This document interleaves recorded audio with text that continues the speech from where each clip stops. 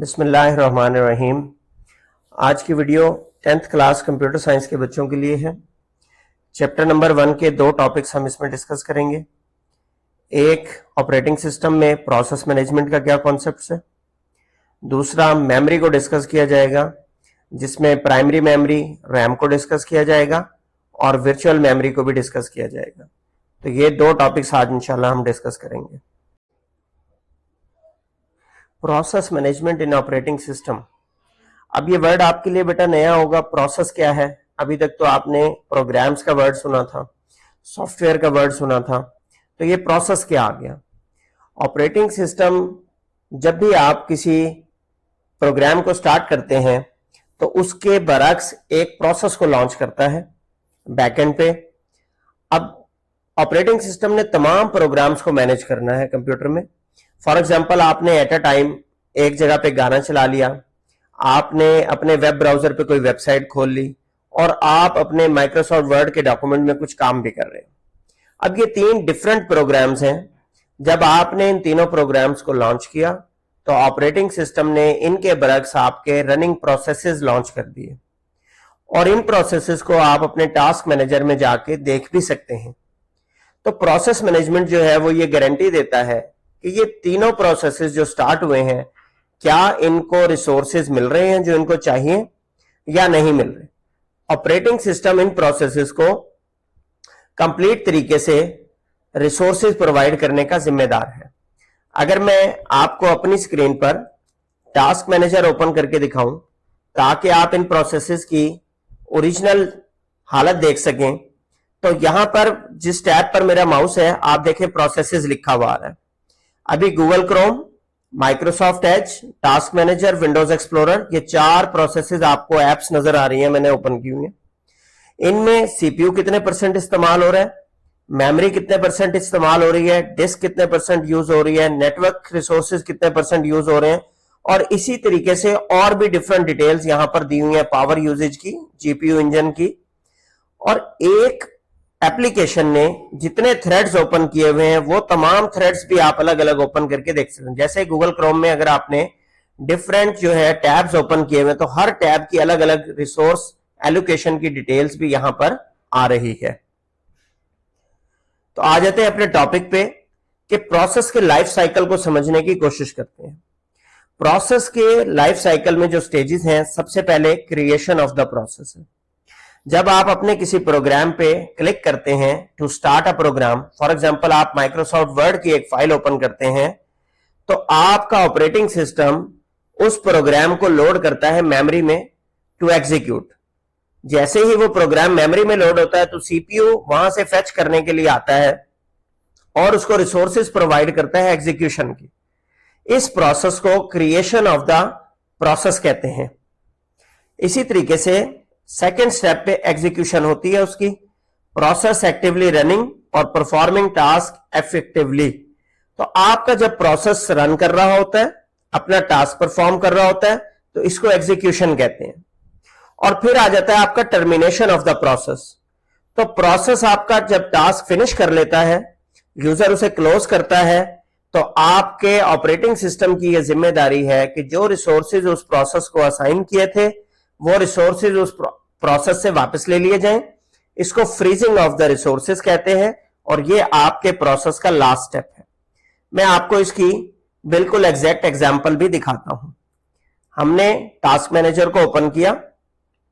इस task manager में आपको स्क्रीन पर Google Chrome, Microsoft Edge, task manager और विंडोज एक्सप्लोरर चार प्रोसेसेस नजर आ रहे हैं कि चार एप्स रन कर।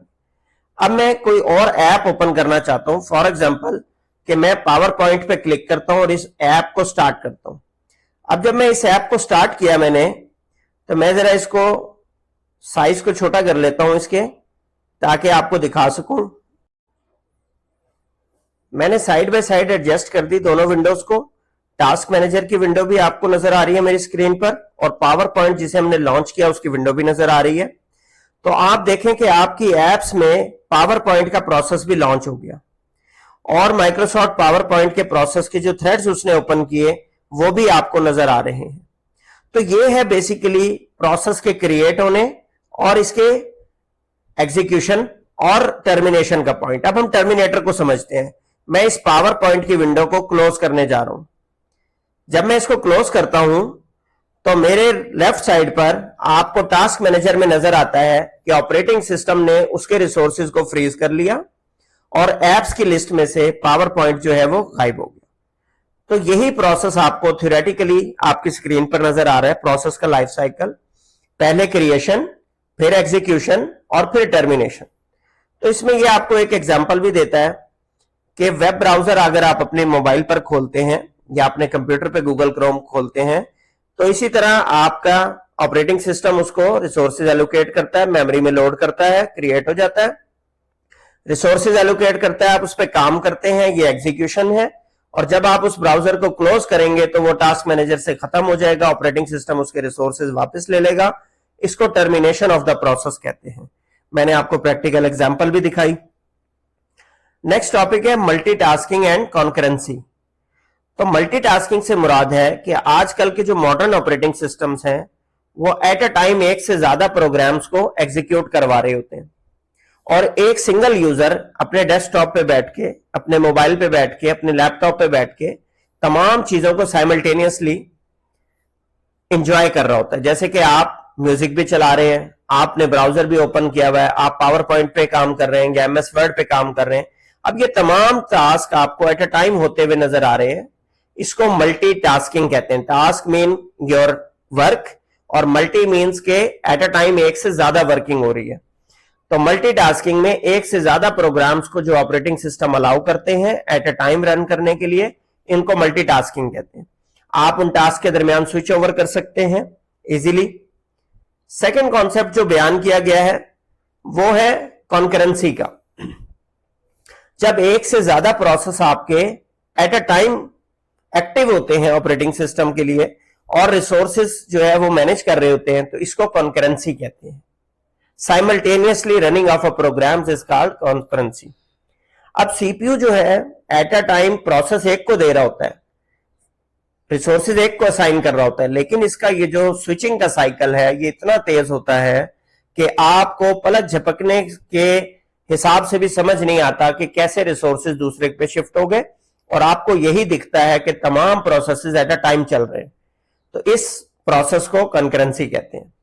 फॉर एग्जांपल आपका जो आप होटल्स वगैरह पे जाते हैं, शेफ खाना बना रहा है, 4 डिशेस उसने इकट्ठी चलाई हुई है, एक बार एक में चम्मच चला दिया, दूसरी बार दूसरे में, तीसरे में, चौथे में, और इस तरीके से वो शिफ्ट ओवर होता चला जा रहा होता है। तो यही सूरत हाल है सीपीयू स्विचिंग की बिटवीन द प्रोसेसेस। इतनी रैपिडली प्रोसेस स्विचिंग हो रही होती है कि आपको कॉन्करेंट की फीलिंग आती है कि एट अ टाइम सब में रिसोर्सेज बटे हुए। अब नेक्स्ट टॉपिक को डिस्कस कर लेते हैं, प्रोसेस शेड्यूलिंग का कॉन्सेप्ट, कि कैसे आपका जो सीपीयू है, सीपीयू टाइम, उसको शेड्यूल किया जाता है ऑपरेटिंग सिस्टम के जरिए।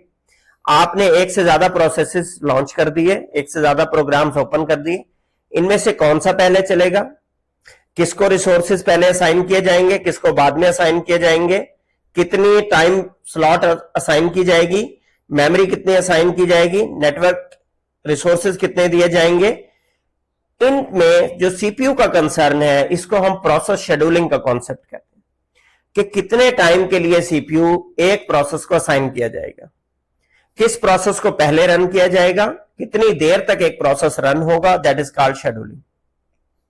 अब शेड्यूलिंग के ऑपरेटिंग सिस्टम के डिफरेंट एल्गोरिदम्स हैं, उनमें सिंपलेस्ट भी हैं और उनमें कॉम्प्लेक्स एल्गोरिदम्स भी हैं, लेकिन आपके लेवल के मुताबिक 10th क्लास की बुक में जो सिंपलेस्ट मोस्ट एल्गोरिदम इंट्रोड्यूस करवाया गया है वो है FCFS, first come first serve. FCFS stands for first come first serve, कि जो सीपीयू प्रोसेस सबसे पहले आया है सीपीयू के पास रन होने के लिए, सबसे पहले बारी उसकी लगाई जाएगी, then the next one and then the next one और फिर लास्ट। FCFS की एग्जांपल ऐसे ही है जैसे कि आपके स्कूल कैंटीन पर आपकी क्यू, आपकी कतार लगी हुई हो, तो जो फर्स्ट कस्टमर होगा बच्चा, उसकी पहले बारी आएगी, फिर नेक्स्ट की और फिर नेक्स्ट की। अब एक एग्जांपल को डिस्कस कर लेते हैं जो कि आपके पेपर पॉइंट ऑफ व्यू से भी बड़ी इंपॉर्टेंट रहेगी। प्रोसेस नंबर 1 प्रोसेस आईडी में लिखा हुआ है, प्रोसेस 2, प्रोसेस 3। प्रोसेस 1 का जो अराइवल टाइम है वो 0 सेकंड है, मतलब वो 0 सेकंड पे आया। प्रोसेस 2 लॉन्च हुआ 1 सेकंड पे और प्रोसेस 3 लॉन्च हुआ 2 सेकंड पे, जबकि प्रोसेस 1 को 5 सेकंड्स चाहिए थे कंप्लीट होने के लिए। इसी तरह प्रोसेस 2 को 3 सेकंड्स चाहिए थे कंप्लीट होने के लिए, प्रोसेस नंबर 3 को 2 सेकंड्स चाहिए थे। अब चूंकि हम एफसीएफएस शेड्यूलिंग एल्गोरिदम डिस्कस कर रहे हैं तो ये बिल तरतीब चलेंगे। अब कैसे इनकी तरतीब लगेगी उसको नेक्स्ट स्लाइड पे डिस्कस कर लेते हैं। Step by step at 0 second process 1 आया, इमीडिएटली सीपीयू ने उसको रन करना स्टार्ट किया। 5 सेकंड्स उसको रिक्वायर थे फिनिश होने के लिए, तो 0 से 5 सेकंड तक कौन सा प्रोसेस एग्जीक्यूट होगा? Process number 1। तो प्रोसेस नंबर 2 1 सेकंड पे आया था और प्रोसेस 1 फिनिश हुआ है 5 सेकंड पे, तो प्रोसेस 2 को वेट करना पड़ेगा। इसी तरह प्रोसेस 3 आया था 2 सेकंड पे, जबकि प्रोसेस 1 ने खत्म होना है 5 सेकंड पे, तो ये भी वेट में लग जाएगा। जब तक प्रोसेस 1 और 2 कंप्लीट नहीं होंगे प्रोसेस 3 की बारी नहीं आएगी। अब जब प्रोसेस 1 5 सेकंड कंप्लीट होने पर कंप्लीट हो गया, फिनिश हो गया, उसके रिसोर्सेज को फ्रीज कर दिया गया और सीपीयू ने प्रोसेस 2 की बारी लगा दी। प्रोसेस 2 को 3 सेकंड चाहिए थे कंप्लीट होने के लिए, तो 5 सेकंड से लेकर 8 सेकंड तक आपका प्रोसेस 2 एग्जीक्यूट होगा, प्रोसेस 3 वेट में ही रहेगा। जैसे ही प्रोसेस 2 फिनिश होगा 8 सेकंड पे, तो अब बारी आ जाएगी प्रोसेस नंबर 3 की। इसको 2 सेकंड्स रिक्वायर थे, तो 2 सेकंड से ये एग्जीक्यूट होगा 8 सेकंड से लेकर 10 सेकंड तक। तो इन तीनों प्रोसेसेस ने कंप्लीट टाइम कितना लिया? टोटल 10 सेकंड्स इनको लगे कंप्लीट होने में। 0 to 5 first process, 5 to 8 second process और 8 to 10 सेकंड थर्ड प्रोसेस।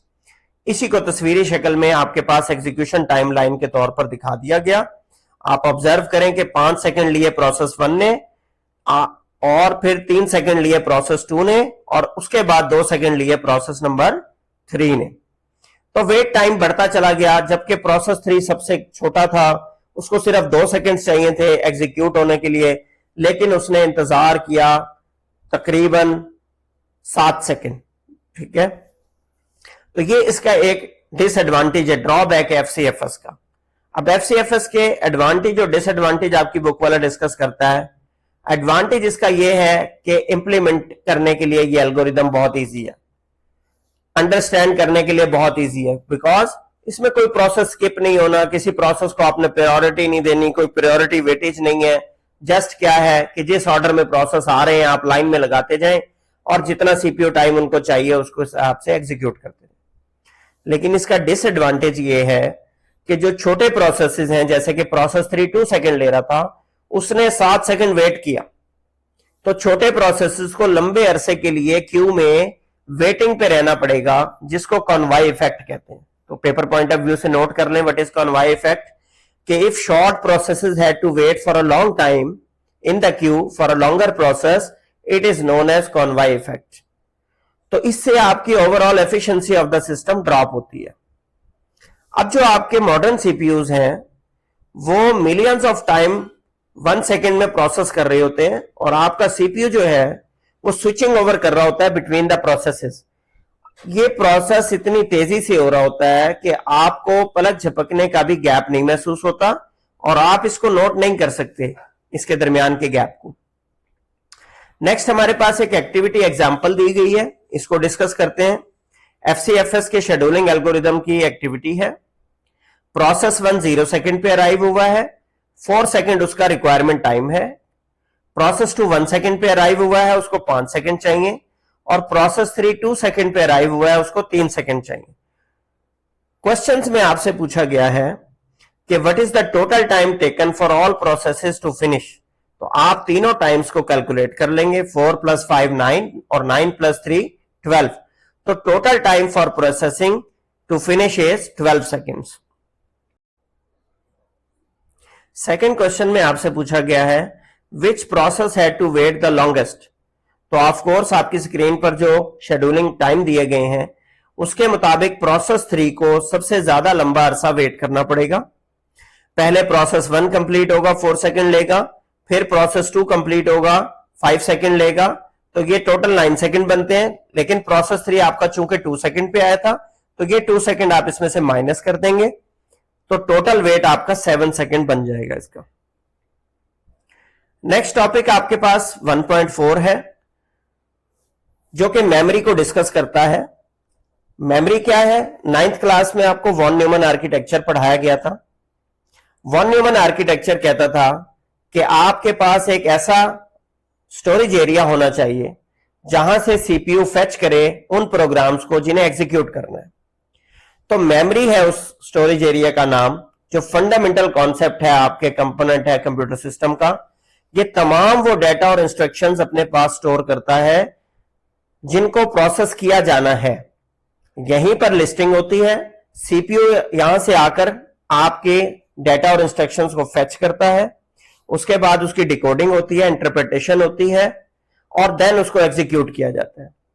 तो सीपीयू इंफॉर्मेशन को क्विकली एक्सेस कर पाता है during program execution from the memory, क्योंकि ये मेमोरी सीपीयू के करीब तरीन होती है और फास्ट वर्किंग एरिया है। अब इसमें दो किस्म की मेमोरी आपकी बुक में डिस्कस की गई है। सबसे पहले प्राइमरी मेमोरी, जिसे हम रैम कहते हैं, random access memory. Why random access?